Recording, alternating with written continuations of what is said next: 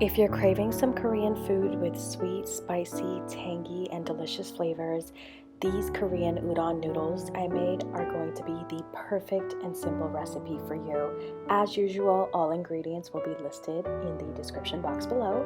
So let's get started. In a heated pan with oil, add 12 ounces of diced beef.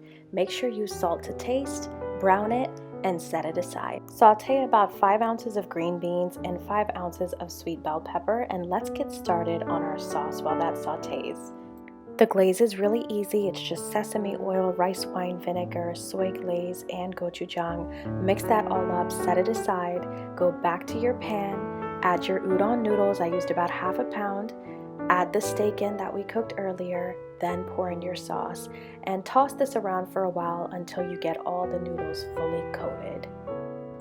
The last couple of steps are adding in your 2 chopped up scallions as well as a little bit of Japanese 7 Spice, which is optional, but I just love the flavor. I put about 1/4 of a teaspoon. Mix it up.